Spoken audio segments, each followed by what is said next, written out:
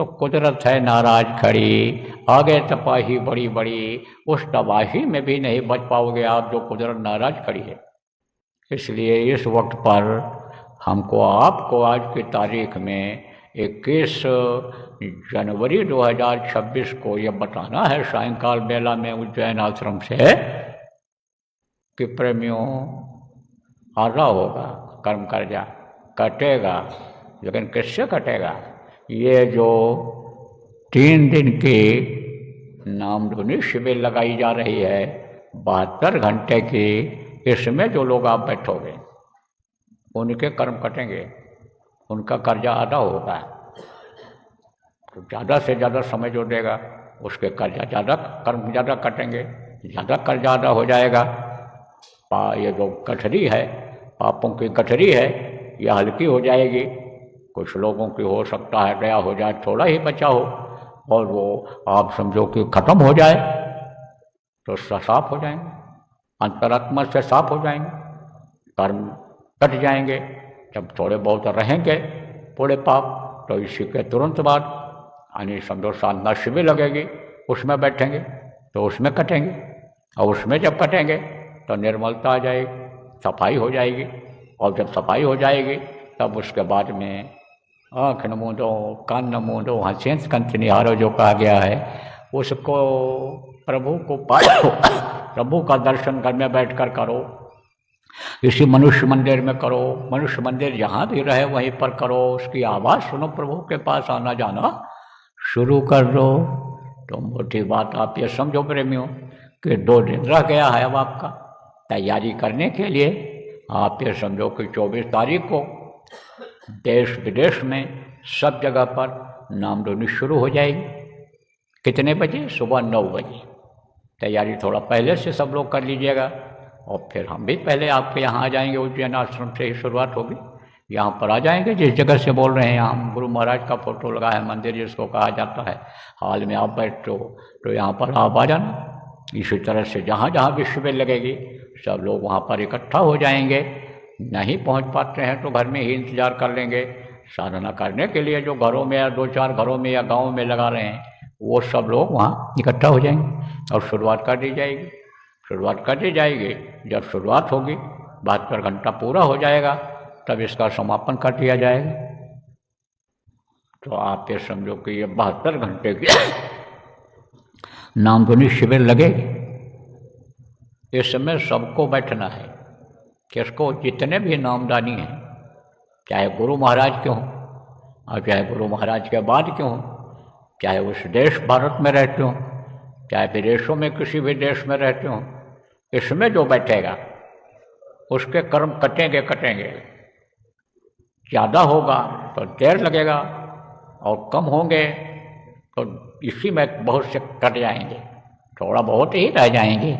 और वो जब साधना शिविर में बैठेंगे तब उसमें भी कटेंगे, काफ़ी कुछ कट जाएंगे, पूरा भी कट सकता है। अगर फिर दोबारा जिससे कर्म उन्होंने लादा नहीं है, कर्म जिससे आए नहीं हैं तो निर्मल रहें, और फिर कर्म जिससे आ गए थे वही कर्म अगर फिर करने लग जाएंगे तब तो फिर हो जाएगा, फिर चढ़ाई में रुकावट आ जाएगी, जो अंदर में दिखाई सुनाई पड़ेगा उसमें रुकावट आ जाएगी। तो सब बात आपको बता दे रहा हूँ। और देखो प्रेमियों, अब हाथ जोड़ने का समय खत्म हो रहा है, अब तो कड़ी बात कहने का समय आ गया। इसलिए आपको बता दे रहा हूँ कि जितने भी नामदानी हो, चाहे गुरु महाराज के हो और चाहे गुरु महाराज के बाद के हो, अगर इसमें नहीं बैठोगे, नामधुनी शिविर में 72 घंटे में ज़्यादा समय नहीं दे पाओगे तो बाद में पछताओगे, बाद में पछताओगे कि हाय हुसैन हम न हुए, नहीं तो पानी पिला दिए होते। छाती पीट पीट करके रोते हैं बेचारे, समय निकल गया तो अब क्या पछताने से होगा। इसलिए प्रेमियों, और अगर कहीं कुदरत के चपेट में आ गए तो फिर भूत ही बन जाना पड़ेगा, अकाल मृत्यु में ये शरीर चला जाना पड़ेगा। इसलिए धन का अभिमान छोड़ो, पद का अभिमान छोड़ो। ये मत सोचो कि हम अमेरिका में रह रहे हैं, हम लंदन में रह रहे हैं, हम फ्रांस में रह रहे हैं, हम जर्मनी में रह रहे हैं, हम चाइना और अन्य समझो कि अन्य देशों में रह रहे हैं। मलेशिया मॉरिशस में रह रहे हैं, थाईलैंड में रहे हैं, हम विदेशों में रह रहे हैं और हमारी इज्जत होगी, कदर होगी और हम बच जाएंगे कि जैसे बड़े देशों से इस समय टकराने में लोगों को दिक्कत हो रही है कि जो लोग मारने के लिए हथियार बना रहे हैं, जो यह नहीं सोच पा रहे हैं कि यह आफत हमारे ऊपर भी आ सकती है, यही उल्टा हो सकता है। हम लोगों को मारने के लिए हथियार बना रहे हैं, एटम बम, परमाणु बम बना रहे हैं, हम मिसाइलें बना रहे हैं, तोप बंदूक बना रहे हैं। जो लोग ये नहीं सोच पा रहे कि वही हमारे लिए हो सकता है, उल्टा हो सकता है। जैसे हो ही जा रहा है आजकल, विस्फोट हो गया, कहाँ विस्फोट हो जाता है?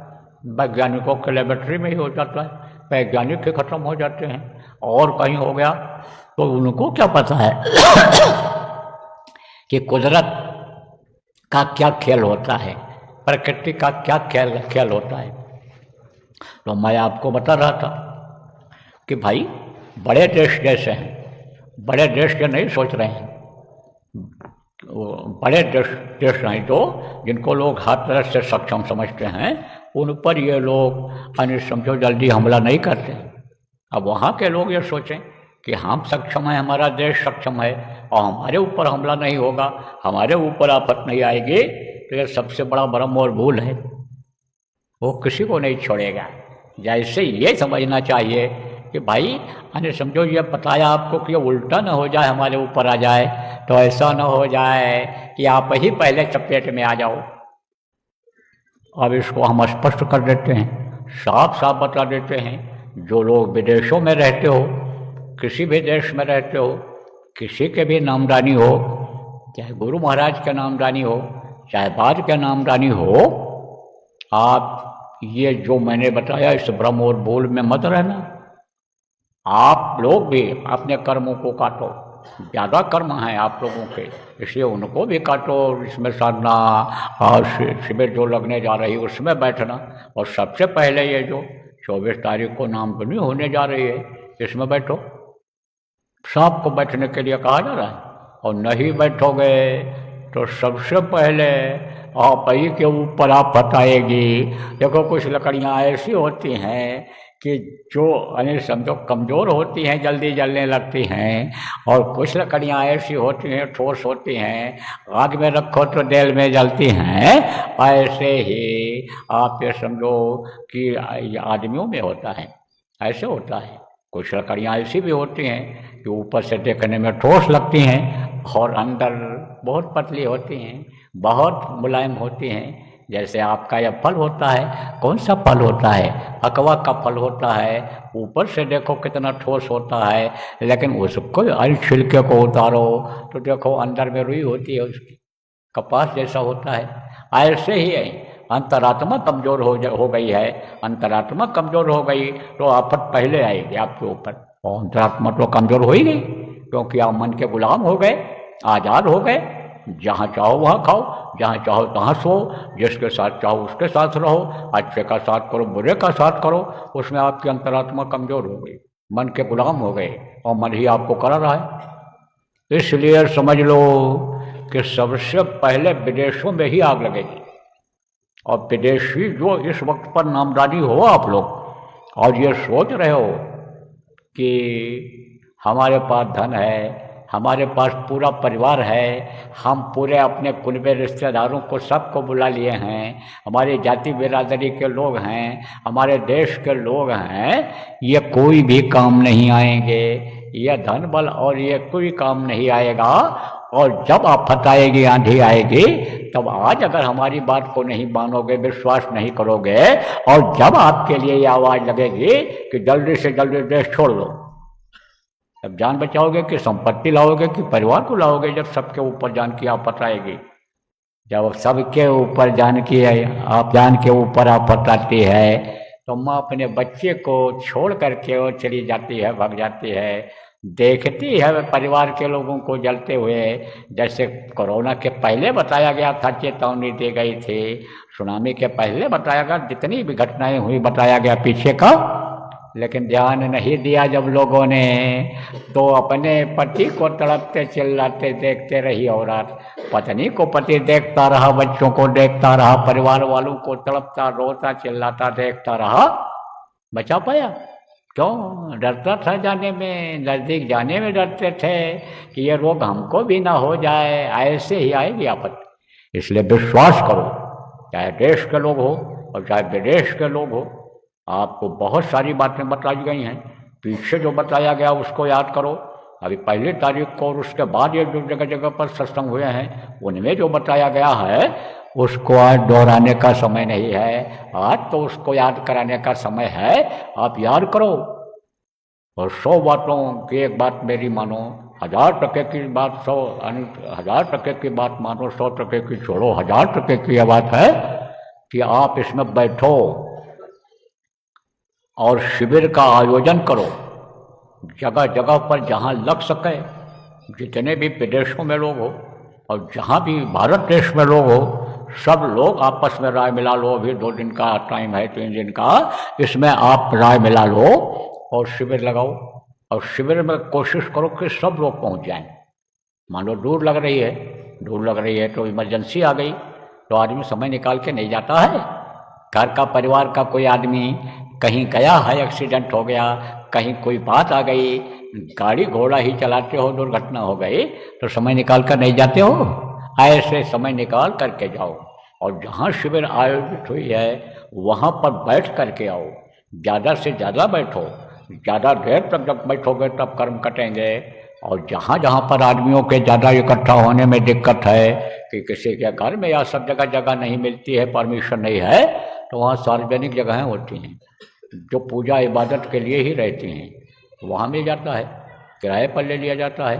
तो जैसे भी व्यवस्था बने, आप लोग व्यवस्था बनवा दो विदेशों में, और देश में भी इसी तरह की व्यवस्था बनवाओ। भारत देश में भी जहाँ जहाँ नामदानी हो आप लोग व्यवस्था बनाओ और जितने नामदानी हैं वहाँ पर बैठें, शरीक हों। घरों में नहीं लग सकता क्योंकि ये घर में लगातार कम आदमी हो, आलस्य आ जाएगा, खंडित हो जाएगा। इस बात को तो मैं मानता हूँ कि घर घर नहीं लग सकता ये 3 दिन का अखंड नामधुनी का शिविर, लेकिन एक जगह पर तो लग सकता है। तो जहाँ लग सके वहाँ लगाओ।